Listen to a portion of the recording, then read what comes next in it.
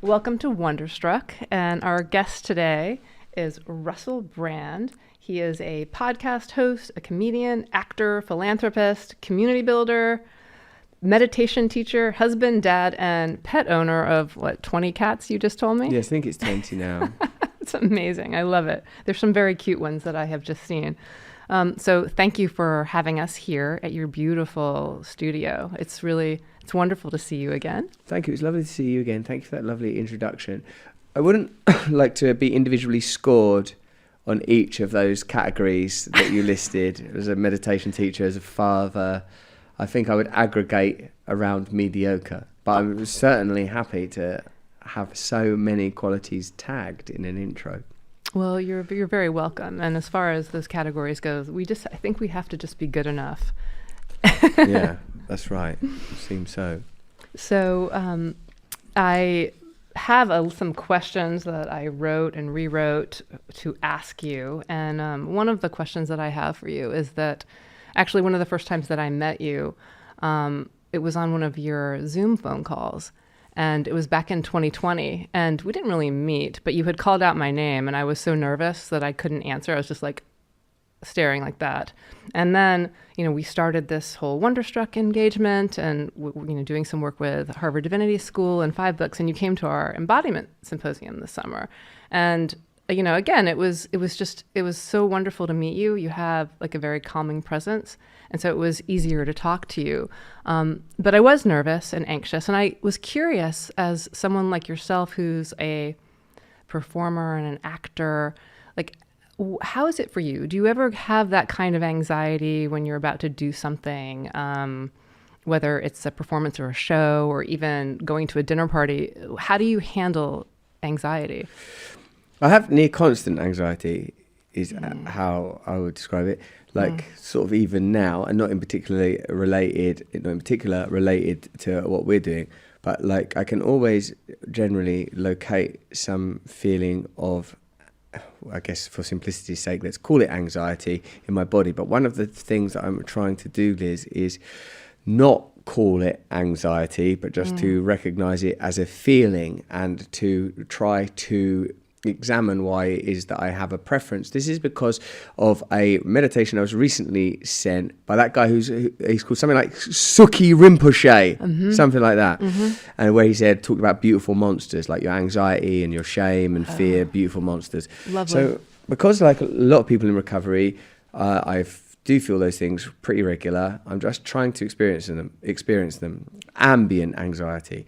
Now, when it comes to sort of anxiety that is in relation to an event, I suppose I have become over time more adept at seeing that is a preparatory tool, that potentially this feeling can be metabolized into action, and that is how I use it. So if I'm anxious or nervous about an event, if it's performance, I can deal with it. To tell the truth, at dinner party, because one of the things when we did that thing where I came to Italy for your conference, I think I told you at the time, and I told Camilla and the people that you work with, I said, can I just do the bit where I'm talking, because I'm much more at ease with the dynamic of oration or at least public speaking. Interesting. Than ordinary communication. I don't feel particularly comfortable in those circumstances.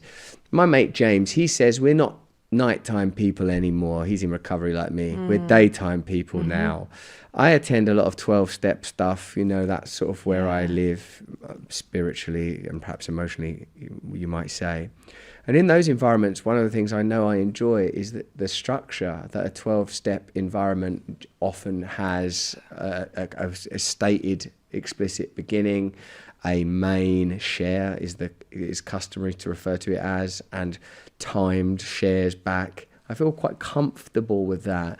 As a person who deals a lot with chaos and has at points had rather a chaotic life, I enjoy structure, even though I know chaos is a big part of who I am and is part of the access I have to efficacy comes via chaos. And perhaps this sense of abiding anxiety is a component of that. So in a sense, my attitude towards anxiety is sometimes I bring my presence to it and my awareness to it and I accept it. At other times I recognize that there is some utility in it, and sometimes I frankly fall victim to it. Mm-hmm. That's a very thoughtful, wise answer. I love that you said that some of your efficacy comes through the chaos, and yet as long as there's like a frame or some kind of structure around it, it helps bring your creativity, I suppose, into being. Yes. And I love, I mean, I love how you said that. And as for things like the beautiful monsters that you mentioned, it makes me think of Tara Brach, who has this idea of like bringing them to tea. So I can't tell you how many tea parties I've had with fear, more than I would like to count. But it is a way of like, okay, let's like kind of take some of the edge out of this so that it's somehow manageable. I feel that perhaps Rumi and his guest house analogy is the best iteration of this idea, that we allow them to visit us and we don't try to usher them out the door. I suppose as an addict and perhaps as a human, Epicureanism remains pretty strong in me, and I recognize now that I have this relationship with ecstasy and abandon. And ecstasy is a religious word. Ecstatic states, I suppose, imply a blending, blurring, perhaps even dissolution of boundary and a return to some kind of unitary undergirding that many spiritual people believe is the source of all reality, that the persona in its temporal nature can only facilitate a certain amount of happiness. But when we live in a culture that continually augments the boundaries of self, celebrates individualism, materialism and progressivism, and tells us that only the things that can be calculated and measured are valuable, even though our subjective experience continually is at odds with that idea, it's difficult not to think of myself as Russell and Russell's wants and Russell's fears as the priority. But I do, on occasion, and in particular in, say, ecstasy, which I've experienced much less often than I'd like, because if it was up to me, I would not come down from ecstasy. I'd stay there. I'd get that ecstasy and I'd live in it, But I live a different life now.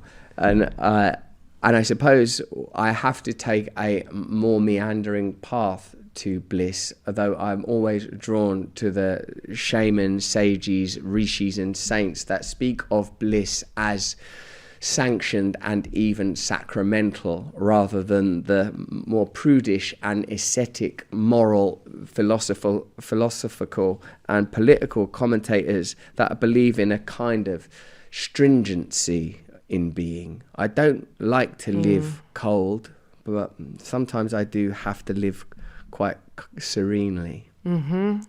No, I hear what you're saying, and what you mentioned about the shaman aspect and living life in this way with the ecstatic and the connection to something that's a more interconnected web and way of with everything, with each other, with nature and ourselves, other people in the world, rather than this kind of very staunch individualistic way.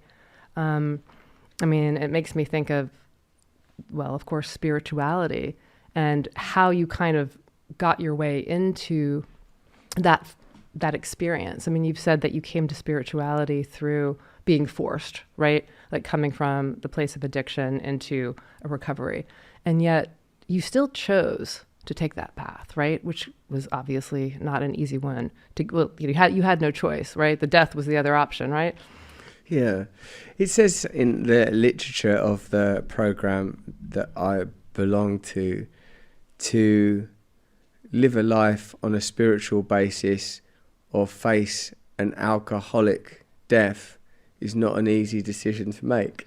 And I like that it says that you would have to think about it. What will I do? Live a life on a spiritual basis, or will I go with this drug-induced or alcohol-induced death? It's not, well, obviously I don't want to die, so I have to do this. Right, but I, like many people, wrestle with that choice, and that choice comes again, because I think continually through passion we are invited back into the material. Through carnality we are invited back into attachment. And it seems when we are contextualized by sanctioned selfishness pretty easy to live selfishly and find ways of underwriting that selfishness. It's not hard. It's very difficult. I was thinking today, in fact, that's what they must be, the saints. They must never leave the place of service. They must be able to spot when they are at the turning point. They must notice, I'm just about to turn into my selfish, I'm going to go selfish again, back into the ego. No, think about someone else. Think about, are you being of service in this moment? Are you loving God? Are you being of service to the person around you? And at least for me, when I say is it a choice, of course it's a choice in that I now, I'm aware that I could now go and get drugs, or I could pursue sort of illicit behaviours or whatever. And I suppose the program works. The program I use works. It's a pretty amazing piece of folk technology. The acceptance that it won't work again, the belief that it's possible to change, the willingness to hand over your life to a secondary force, an ulterior force, a bigger force perhaps. Even if that's a philosophy rather than a supreme being, even though I'm down the supreme being path myself. Yeah. It works, this stuff, but it isn't an easy choice, and I haven't entirely made it, but then I can't entirely make it now because I only live here now. Mm-hmm. Well, I think of that as like, that first step about life becomes unmanageable and I choose to surrender to something greater than myself that is the path of spirituality. That is the path of a mystic. It's a path of, giving over. It's like recognizing that it's not just about me. There is something greater, and there's a profound sense of power in surrender. It might seem paradoxical, but it's really engaging and moving. And, I was thinking about that. You had spoken, it was a beautiful interview that you did with Rick Rubin. I loved it. Yeah, I love him. It was really powerful. It gave me goosebumps throughout intermittently. And, you brought up this book by Rogan Taylor, the show, the Death and Resurrection show. Oh, yeah, you know that book. Well, only because of you. So thank you. But I looked into it, and this idea of being an artist is like kind of a shaman and holding all of this profound energy and creativity, maybe like your chaos that you spoke about a little bit. And then what do you do with it? And if you can't handle, if it's overpowering, it's like the descent, the shaman, like the almost by definition, the shaman goes into the descent into hell or burns up and reemerges, right? In a way that they become the truth teller, the prophet in that way. And, and I think about that also within the 12-step program, like going in, coming from, you're in hell, and then coming back out and seeing the world, being more open to the world from this spiritual perspective. So I think about you in that context. That's real kind. You're a very devoted and lovely person. You're very kind and open and committed. It's really nice to be around you. I noticed that I'm in a different type of mood than I was 5 minutes ago. Oh, that's great to hear. Really, glad to hear that. Yeah, you're easy to be around. Thanks. I am tense person, I don't know, sort of T.S. Eliot. I should have been some ragged claws on a seabed floor or whatever it is. T.S. Eliot, mangled T.S. Eliot here. But I sometimes feel like monastery for me, that I should be contained. I don't do well in civilization, not because I'm above it, but because I am beneath it. Not because I'm not tempted, but because I am tempted. Because stimulation to me is irresistible. I'm sometimes all mouth. He said this. I heard this. One of the great things about being in a recovering drug addict and alcoholic is that it means that you are never able to lose yourself in your culturally allotted position. For example, because I became a celebrity because of being in films. If you continue to be a 12-step person, you'll regularly attend meetings wherever you go, and this will mean that you will encounter people that are from the world perhaps that you came from, or from wherever, informed of course by the culture and geography of the region that you find yourself in. So I hear the ordinary wisdom continually, and I'm reminded that there's more interesting stuff in this world than what I think about and what I worry about, and that I can get pretty lost in here and still be pretty self-centered man. And someone said the other day, it was a really good use of something that's on the borderline of being a cliche, but if you stay with it, he says something pretty interesting. He said that thing about how when a kid opens a present, it might as well play with the wrapping as well as the present. He then talked about that this suggests that it is the subjective rather than objective reality that determines the experience that you're having, i.e., I spoke to Gabor Mate recently, and he said, you know, I know what it's like. You attach to a person and the stars seem brighter and the moon is beckoning. Yeah. But it's all in you. It's all in you. Yeah. And this, alongside this thing about the kid and the wrapping paper and the guy that I spoke to there, made me feel like, like Michael Singer continually says, why are you shutting yourself off from the bliss? Why are you shutting yourself off from the joy? Why would you go, I'm angry now? Don't do it. Don't do it. This is why you have to live the spiritual life. This is why you have no choice. The problem we have these days, I was talking to Deepak Chopra yesterday, was that it's being sold, let's face it, to us as sundry, as supplementary. But my friend Fern Cotton, who you should talk to one day, she's very brilliant. I love her, actually. A bunch of stuff. Yeah, she's fantastic. She said it's not a side dish, it's the main course. It's the main course. Yeah. That's the reality. The primary reality is the spiritual reality, your subjective experience. What is it to be you? To feel your body, to feel your anxiety in your body, to observe your thoughts, to observe your wants. What is this experience of being you? This is the opposite of materialism. Of course, in the material world, it's easy to say, yeah, but if you don't have a nice house, and if you don't have access to mates, and if you don't have access to resources, you will suffer. But all of us know now, don't we, that we've been around the billionaires and the powerful. Well, I suppose not everyone's been around them, but I have, and it's not worked out. Like, I know what it's like now. Yeah. And we know where that... See someone like Amma. She's just gone, I'm only this now. I'm only this now. She's only that. She's just doing that. It seems so trivial, so trite to just embrace and hug your way through life. But somehow she's become the Oprah Winfrey of that and generated schools and hospitals out of it. Yeah. And then you know that there's that priest class around her because she's from a fishing village. She's a low-caste, dark-skinned Southern Indian woman. I don't know about Indian caste system, but it seems that that's not top drawer over in their deal. And but the priests that hang around her, like Shubhamarita, this guy, they're like Brahmin. And they, like, when she was 17, she went all wacky, started cuddling everyone and not being proper. And, like, some people were like, get her out of here, she's nuts. And then the priest folk came and went, oh, no, she's a reincarnation of the Kali spirit. And then they set up a whole cult around her. I don't know if that's the right word, or certainly not the word they'd perhaps prefer, but an ashram anyway. And the upshot of it is, you know, by their fruits shall we know them. Millions of people have been helped after those terrible floods and the tsunami of, like, I don't know, 20 years ago, whenever that was. You know, hospitals were built, schools were built, women are being helped, people are being re-educated, all sorts of stuff's occurring around her. Is it effective? These are, I suppose, are the two questions. One is, how do you feel? Do you feel all right?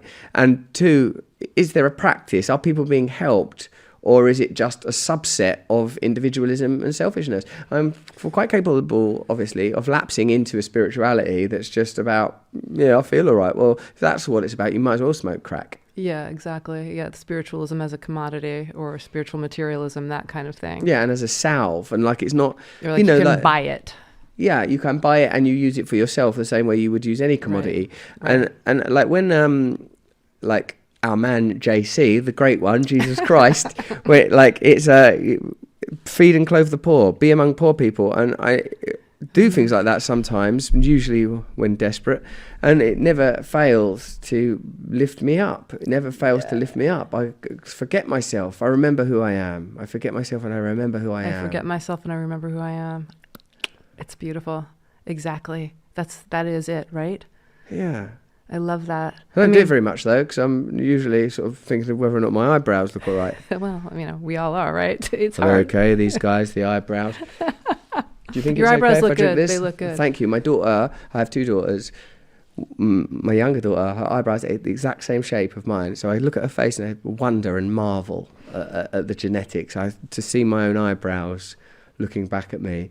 It's fascinating, isn't it? Of course, the eyebrows aren't looking because there's no optic nerve there, but they are framing the thing that's looking back at me. And the other daughter, it's less genetically obvious, but there is something else. There is something else. I'm not being so vain as to suggest that the inhered within them is something that is uniquely mine. Far from it, in fact. That the universal is present. The universal is present. Some remembering of them. What about that bit in the Vedas that sort of says, again this way, as if it's some limitless... If spatial and temporal reality are constructs based on our understanding of reality, which it is based on, to a degree, sort of, all right, post-Newtonian physics and now to a degree quantum physics, where, by the way, all this stuff starts to untangle and entangle in ways that are baffling. Very funny, yes. Yes, if we are outside of space and time, we live this endlessly. And perhaps there is some literal familiarity in like feeling the presence of your daughter. You think, I've known you a long, long time. I love that. Yes, absolutely. Because in some ways we absolutely have, if you are going to go down that trajectory. I actually wrote this. I have this cute, it's not You've cute. done proper questions. Well, some are highlighted, some are amended. What you just said is kind of is a quotation here I wrote on this note that I just have to read because I think it's really cool. It's from Hindu Shaivism and looking at this concept phenomenon of Shakti. So what you just said, think about this. Like Visgara Shakti is an ever-functioning, undeniable urge in the direction of expansion, of infinity, of freedom, of bliss, present at the center of the yoga body, present in the heart, continuously expanding from within and with the beating and the movement of the heart. That's pretty good. Isn't that good? Yeah, I'd like that. That's kind of what you just said. This one here says Chit Shakti, conscious energy. Be aware, direct the energy. That thing there about ever expanding bliss. Yes. Coming from the heart. I like that. And freedom. It's about freedom. Freedom. Be who you are. You are. And this is where inevitably, necessarily, how could it be otherwise, spirituality has to become politicized. It has to become about the maneuvering of power. Now, sometimes it can't be separate. It's impossible to be. It's like nothing is really separate, right? It is all this interconnected web, and then you be who you are is also this way of being interconnected and expansive, right? Yeah, it's convenient for it to be separated because, of course, any empirical encounter with spirit will inform you that there is a deep moral duty that would profoundly affect the ability of elite establishment machinery to function. Once you encounter that, you have to change everything. You have to implement the principles implied by a unitary experience, by the shared right that we have to access to this bliss. The removal of secondary ideologies mapped onto this potential perfection, even though, of course, I suppose those people that I encounter at the esoteric end, the upper echelons of all this, they seem to sort of have a adjacent to nihilistic approach, like this is the way it's unfolding. It doesn't need you to interfere. It doesn't need you prodding about in political systems.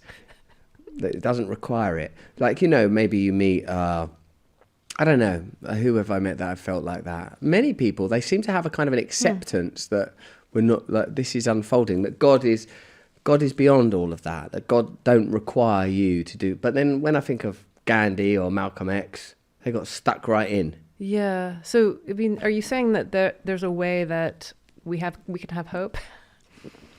I must tell you, in spite of everything, in spite of my ongoing personal failings, and sometimes in spite of my inability to run my own life or even get a pair of socks on correctly, I somehow I have this uninterrupted faith that there is going to be a profound transformation in our terrestrial consciousness that will bring about a different way of living that will be better for the for all people, not even the majority, for all people. But I love hearing you say that. I've been wrong before. Knock on wood, you're not.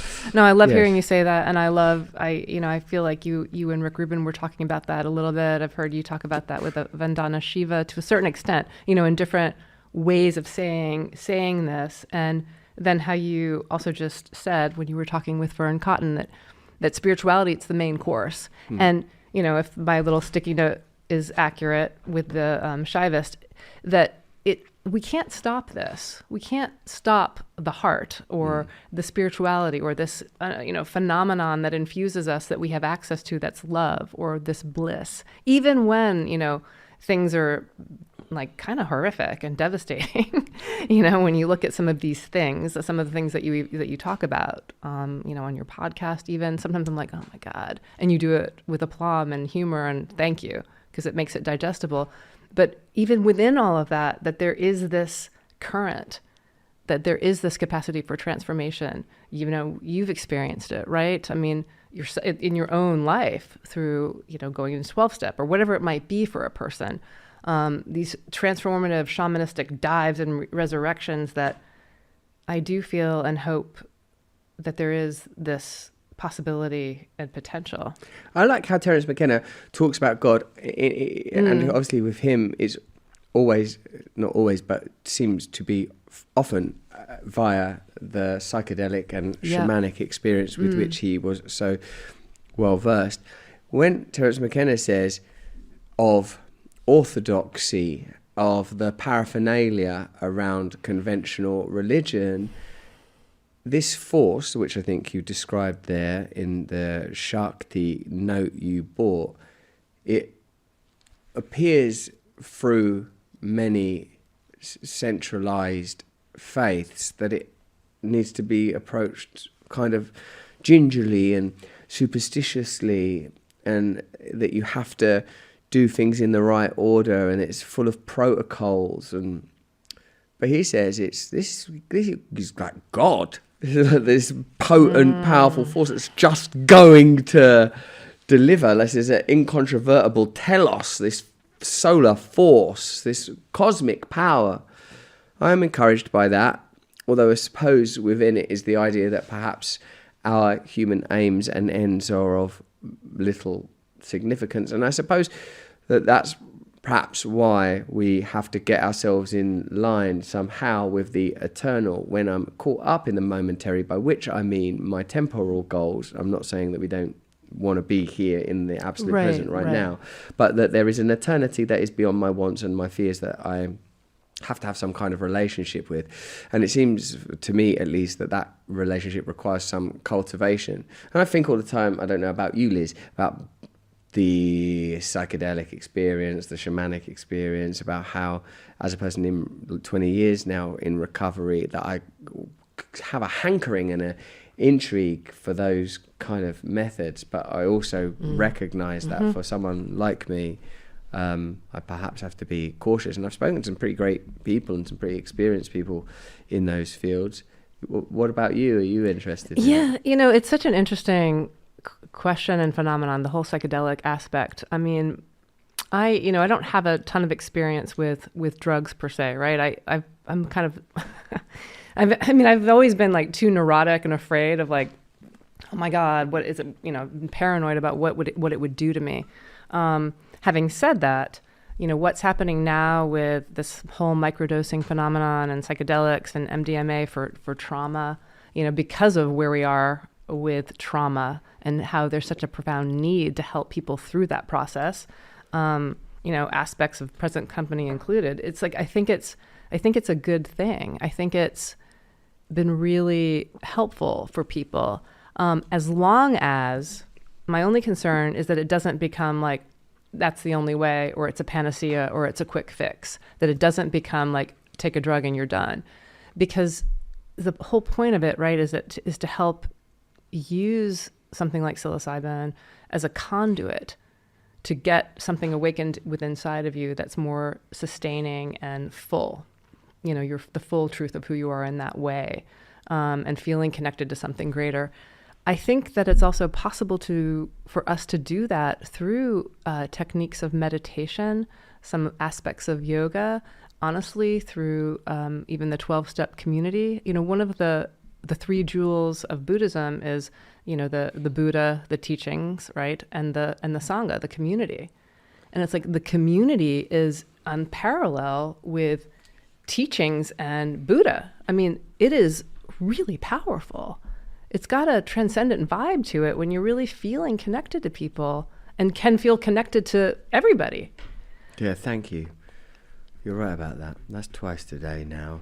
Oh, Sangha and community and team and family. And, you know, if you can have a tendency to get a bit self-obsessed, it's good to remember that. It's good to remember that you don't have to do everything. It's good to remember that you're not alone. It's good to remember that it's not all about me. It's nice, isn't it? It's sort of reassuring. It's really reassuring.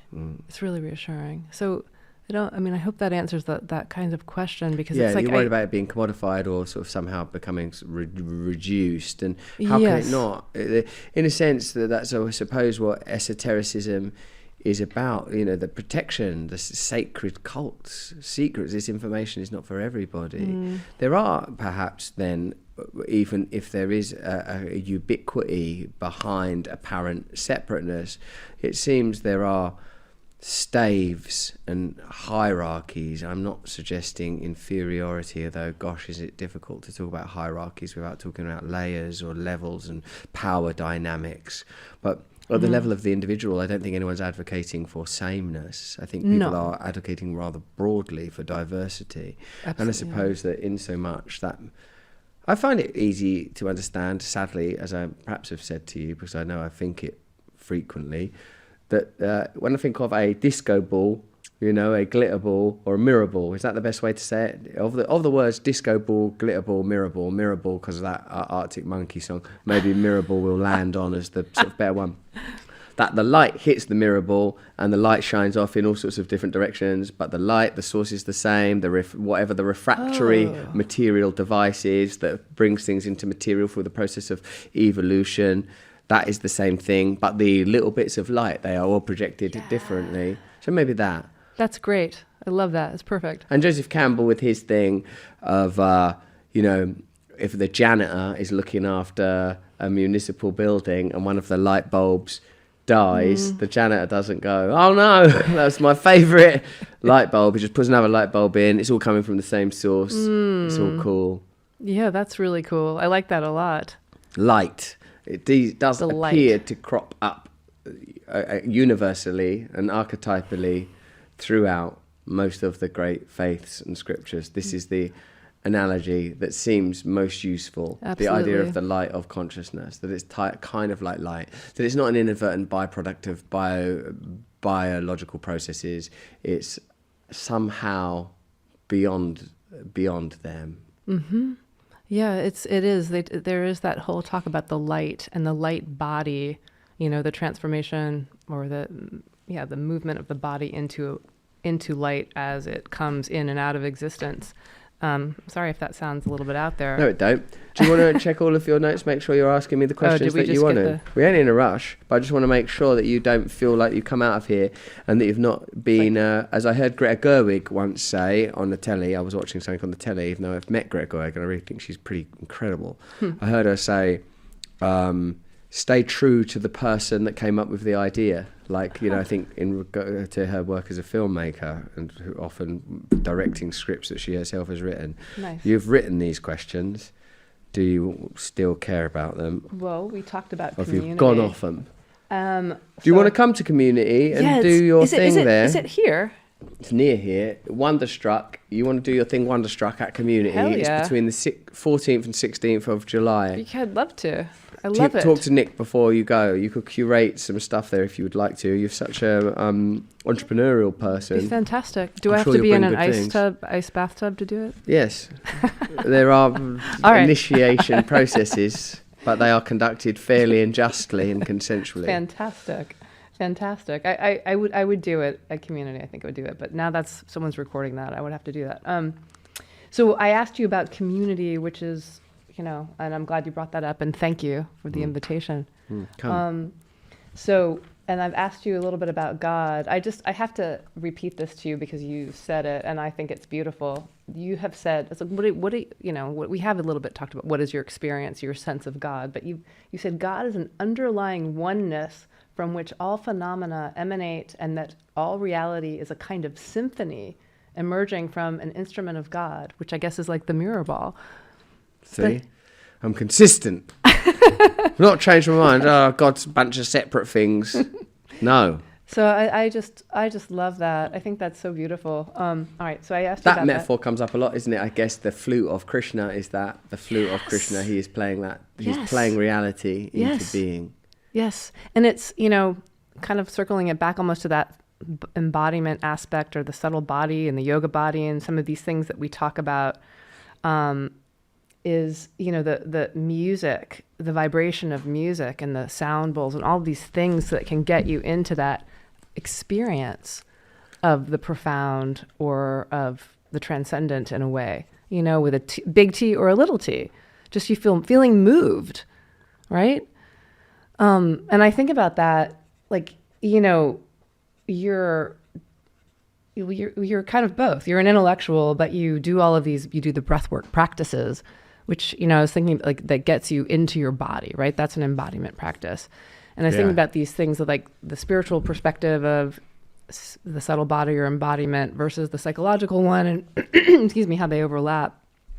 You should do Biet. Biet. Yes, Do you know Biet Simkin? you showed me. You showed me at the symposium. Yeah, I did it. You did it. I think I told her. I always tell her when I've done it because I feel she maybe is protective of it, and quite rightly. She does this wonderful breath technique, and she's a friend of mine, and she comes to community, so you'll meet her there. This is a good way of recognizing that the body is the root to the transcendent, and that dude Sukhi Rinpoche as well. Also, thank you. Said grounded in body, open of heart, clear of mind. And it's interesting to hear, because sometimes you feel like people that meditate the whole time feel like they're maybe not going to be focused on their bodies enough, but grounded in the body. Otherwise, you'll try to get into your body with sugar or sex or pornography or self-harm, maybe even. I don't know, like if you don't have a clear relationship with the body. I wonder what they're an expression of, all of these addictions. I wonder what the eating disorders are an expression of. I wonder how they come through the culture. What is the purity behind it? What is the pure thing? It's a very, very complicated thing. I've tried to understand it and I don't. Well, that's a lot. That's a lot to understand. And I can't necessarily tell you answers, but I can tell you my associations when you're saying all that. I mean, I think of being grounded in the body to transcend. I think of like the root chakra has to be awake to get to the third eye. I think of the tree of life having roots in order to grow, to hit, you know, to get to its expansiveness. And when you talk of eating disorders, I think of, you know, almost like, you know, it's probably a bit crass, but like, why wouldn't you have an eating disorder if you have to take in some of the bullshit of the culture? You know, you want to expel it. You're trying to get something out. Or it can also be very self-annihilating too, like destructive of the self and then purification. Certain aspects of that. It's good, but it doesn't seem to be able to be unraveled therapeutically, at least sort of through... Not through here. No. Yeah, you have to get into the body. I mean, meditation with the yogic types of meditation, the physical, doing something physical is really helpful, I think, in that way. Maybe all of us want a quick fix a bit because we recognize how adjacent we are to perfection. Maybe all of us feel like, oh God, it shouldn't be so hard. Does it have to be so arduous? Am I going to have to go to some gym? Am I going to have to slog along some cold, lonely road at 5 a.m. watching my breath fog in front of my face just to be able to live another day when I know that God is somehow within me and around me and is all encompassing and everywhere? Why is it so difficult? Why can't it be easy? Why can't I buy it like a drug? Why can't I acquire it with charm somehow? Because it wouldn't be meaningful, you know that. Oh, right, yeah, you've got to have these contrasts. We've got to have these contrasts. Must we suffer? Is there an intrinsic relationship between passion and suffering? As I was informed just today, there is linguistically, semantically, that the etymology of the word passion, patio, I think he said, means to suffer. The passion of the Christ, you know, that wasn't Christ boogieing on down and getting on it. That was our Lord being slashed up and lashed up and knowing what it is to have a body on his way to the transcendence, the ascendance, and to the rebirth. Yes, I suppose you're right that there is something of a binary relationship between light and dark and suffering and passion, and perhaps that dualism is also false, because perhaps from another perspective that would look like absolute unity outside the spatial and temporal dimension. Why would you even look at the chronology of passion into suffering, of attachment into loss? I suppose that's what I meant earlier when I said access to the eternal. If you maintain access to the eternal, then I'll be able to withstand disappointment. I'll be able to withstand attack. I'll be able to withstand falling in love and heartbreak and my children growing up and yet more kittens. I see now why they are a litter, because they are spilled and strewn about my house in packs of 5 every couple of months. Another little allotment of those little guys, dishing them out on the streets. I am now. Can I take one home? Do you want one? I do. The current batch ain't ready. They need another few weeks. Oh, really? Where are you going back to? The United States of America? Yeah. You want a New York cat? Yeah. You live in Manhattan, do you? Brooklyn. Is it safe to go out and about? We have a backyard, but yeah. Does it back onto other people's backyards? Yeah, but they can't get out of our backyard because we have 2 cats already. Ah. So the cat would be, part of that. It'd be part of that. We've got 5 currently, and I'll send you some pictures, and you can make a choice, and we'll fling it across the Atlantic. My kids would love to have another cat. My husband would be anticipatory and unsettled, but that's okay. He's persuadable, though, your husband. He's persuadable, yeah. Because I felt when I met your husband, although he's evidently a person that has achieved much, he was up for doing some breath work and, in fact, yielded his consciousness. He went unconscious. He passed out. Yeah, he embraced it wholeheartedly. He went for it. Takes a lot. But going back to that thing you said about... Cats? No, not the... Cats and the eternal. The access to the eternal in that way, then you can tolerate the intensity of the pain and suffering, right? I mean, that I think at the end of the day is what gets me through, or gets people through. It's like if I can feel that I can connect to that, and I'm kind of feeling devastated, or I'm crying, or I'm feeling so alone, if I can connect to that, I can get through it without the quick escape, or I don't have to leave my body, split it off psychologically, get drunk or whatever it is and leave in order to survive it. I can actually be present because I'm connected to this, even though it's really difficult. Yeah, that's pretty impressive. I mean, I suppose I have no choice, but at the moment what it's been about is, where is it in your body? Before you, like when my wife had our first child, she educated herself in they call it hypnobirthing, Yeah. And one of the things that I liked, because you do the process together, of course, was when they looked at the language around birth and the literal process of birth, and it said, like, you might want to consider the language you use to describe, like use words like, she's like words like heat and expanding, and like made me realize that when even at the beginning of our conversation, when we talked about anxiety, what do you mean anxiety? What do you mean? Where is it? Like, is it it's just an awareness, really? It's just an awareness in my stomach, or it's just a feeling when I feel like I might cry or whatever. It's just a feeling of heaviness behind my eyes. Like, and now if I can not attach a narrative to the bodily sensation or direct an outcome, if I can just feel it, what happens? I mean, it sort of will go. And that's what, like, the Eckhart Tolle and the Michael Singer and all those sort of body work sort of modern day teachers on this subject talk about, is that there is, Michael Singer, he said, the reason you feel like that is you hold on to it. All of the pain you've ever felt is still in there. Let it go. Like, and every time you start to feel like sad, as you might call it, or fearful or angry, immediately become present and feel where it is in your body and allow it to come through you. It will come out of you. It will come out of you. Be present. And he was finding a kind of bliss in it, by my reckoning, saying, wow, I'm alive on a planet and I'm sad. That's cool. I kind of love that. He's incredible. I'm going to go see him, I think. He's one of the people I think I could drag some more out of. Absolutely. Please do. I would love to listen to it. I mean, it's also reminds me of what I think you had said about Deepak Chopra. I think it was in your Instagram or something, where you quoted him as saying, like, are you going to be a prisoner of the past or a pioneer of the future? And it's like the only way to be a pioneer of the future is to be present. you know, and if you're present, you can let go of that past bullshit. I mean, instead of walking around like projecting, oh, I mean, am I talking to you or am I talking to my history? I don't want to talk to my history. You know, I've already been there, you know? Yeah, I do it a lot still, I think. Well, we do. I guess I'm going to have to really dedicate myself to this a little bit harder. We have no choice. I heard only the really sick people become saints. Like, you have to be driven to it by absolute madness. Otherwise, why else would you bother? Why would you give up yourself unless it was just unbearable in there? Absolutely, absolutely. Apparently, St. Augustine was a lunatic. And St. they Francis. They Augustine, it sounds like he was well into in his case, I believe, females.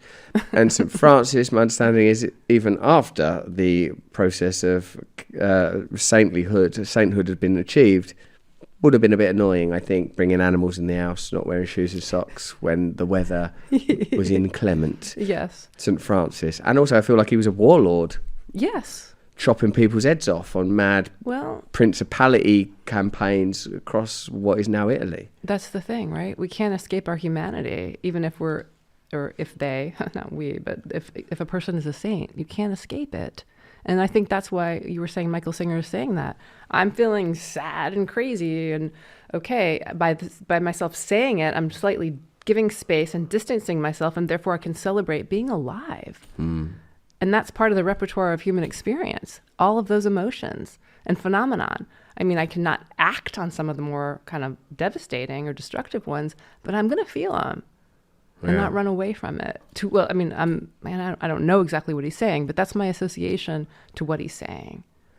Yeah, I think don't act any of it. He's saying that you can live your life in sort of bliss. It's available to you. It's available to you. Yeah. Yeah, that's the other thing was when you were saying the thing about all the saints, you know, all of them also a lot of them were very reluctant. Were they? They didn't fancy it. Yeah, and like it's like that kind of archetype of the reluctant prophet, right? Like, you know, Moses did not want to go up the mountain and see a burning bush. It was terrifying, you know. I get the idea he was a bit shy. Yeah. Or maybe he had a stammer or something. And his brother did the upfront stuff. Aaron was the more chatty. Is that, I mean, maybe. That's what I've picked up from the Bible. From the Bible? Yeah, as best I can. I go to the source, but I also read other things as well. Yeah, I suppose so. When people are not reluctant saints, I fancy they could be annoying. They could be narcissists, right? It's like, I'd say so. Saint, yes. I'm very saintly. Yes. Do you need any advice? No, thank you. Yeah, that's true. All right, back off. Yeah, I suppose so. And even our Lord, take this cup away from me at the last minute. Not now, mate. You've done the hard bit. Yeah, absolutely. Yeah, that's great. It's true. It's true. It's like, and then, you know, like the Dalai Lama too. It's like, I'm just a monk.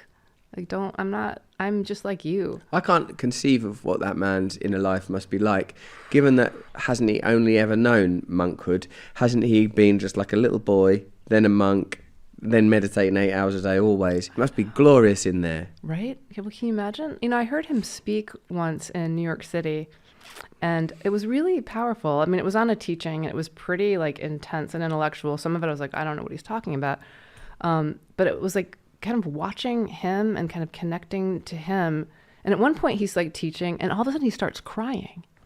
And I was like, oh, I didn't know, like, I mean, it sounds naive, but I didn't know the Dalai Lama would cry. And he was crying, and he's like, okay. You know, I'm sorry. He's like, it's just sometimes when I'm caught up in the teaching, and then I think of like the suffering in the world, and then I think of the beauty, and I just start crying. So, okay, and now I will move on to the next lesson. And that was probably the most meaningful thing that I experienced with him. It wasn't so much the teaching, it was the being, the person. It's always beautiful when someone does that, isn't it? It's always beautiful to the moment where someone comes to the edge of tears, because I think this is often where, unless it's some sort of hysterical, lachrymose, self-indulgent fit, that's where we are able to touch eternity with them. It happens a lot in the 12-step context, and the room goes silent, and people feel it and accept it and recognise that this is part of it. This is part of what it is to be a human being. It's very beautiful. It's very beautiful to have that, and actually encouraging to know that the Dalai Lama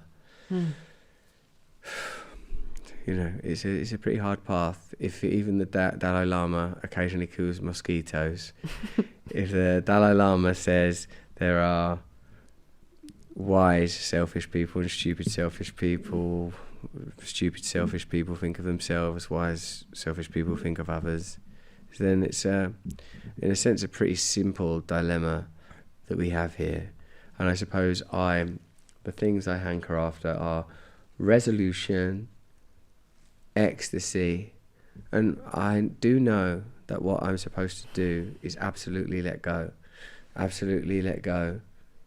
not try to be in control at all.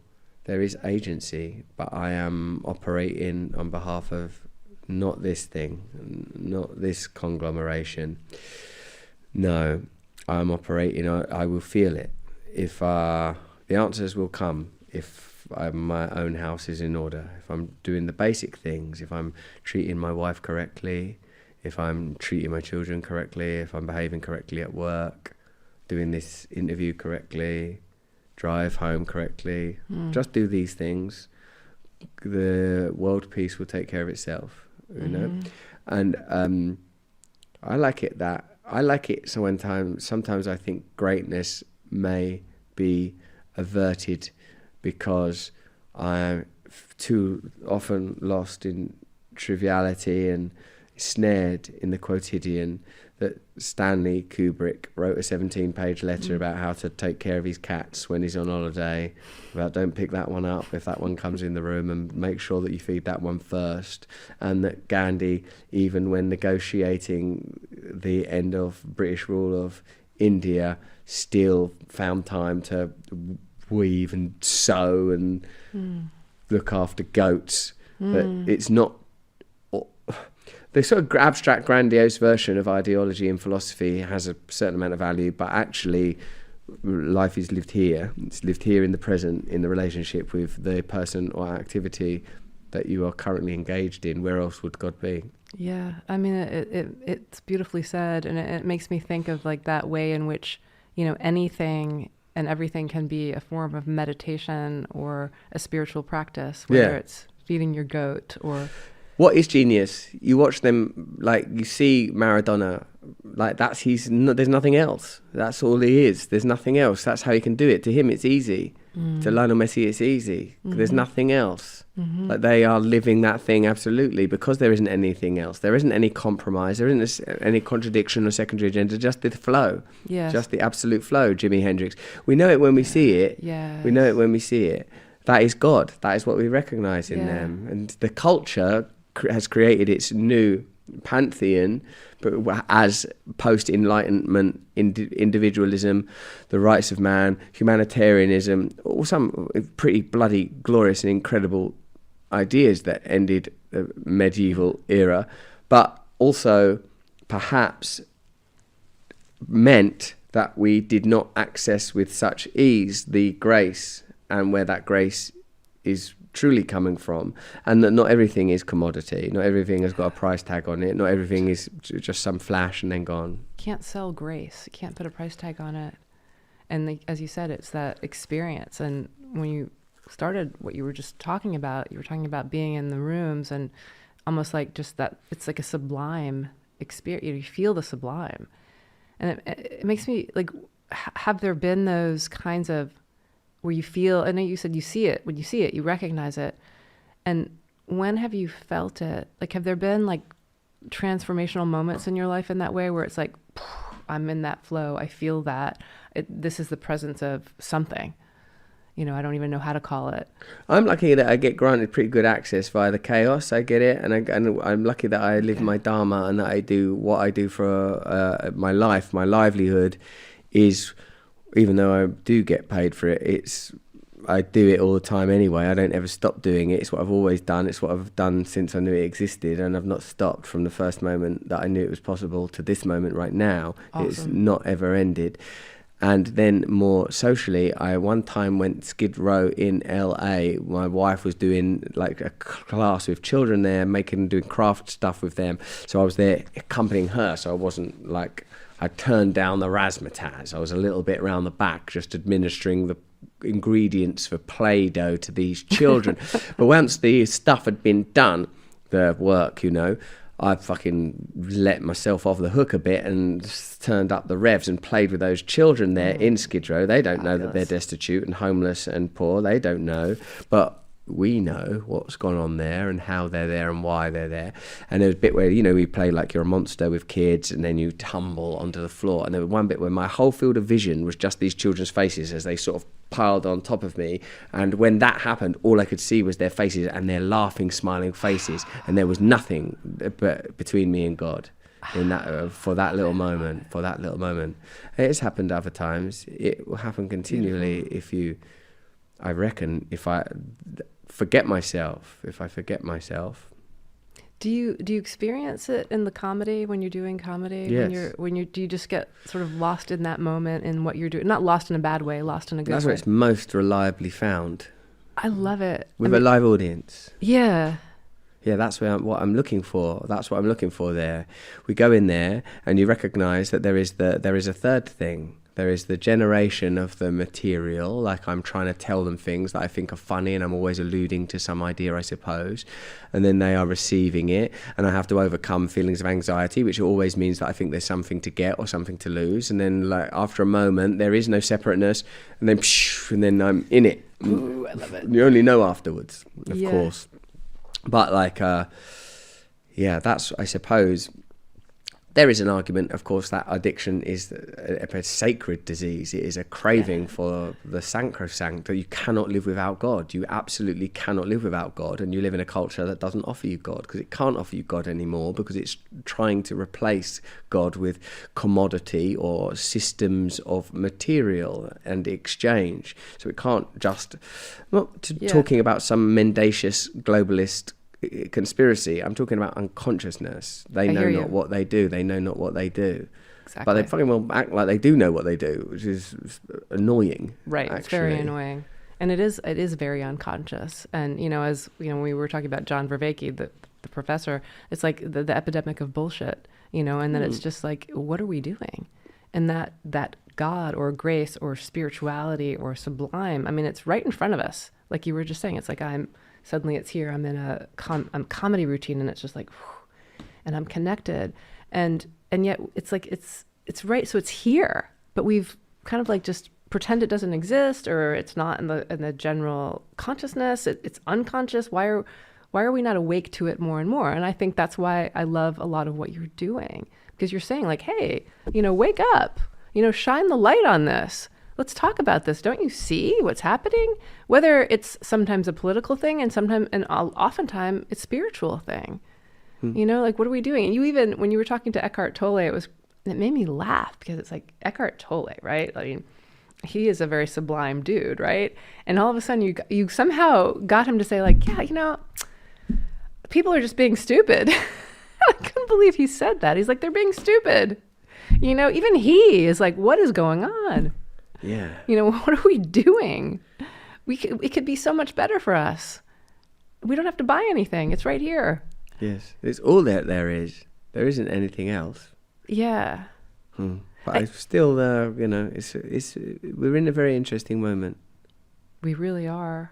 You know, this concept of the Shakespearean fool, right? Yes. So, I mean, I think of like, you know, it's the person that's telling these wonderfully funny things. It's like you have the access to power, right? To be able to tell them the truth through comedy. And I was thinking about you, and I was thinking about the Shakespearean fool concept, and I was thinking about like the fool is also the prophet, the one that can tell the truth and not get their head chopped off. So anyway, I was wondering about, is it on? This is by Wilde. If you want to tell people the truth, make them laugh. Otherwise, they'll kill you. That's exactly it. I love it. So, yeah, that was... All right. Well, that's Oscar Wilde. I read Oscar. You can't put him down. He's so funny and great. I love him. The importance of being earnest. Well, you should read The Soul of Man Under Socialism, which I'm going to read today. Okay. You should read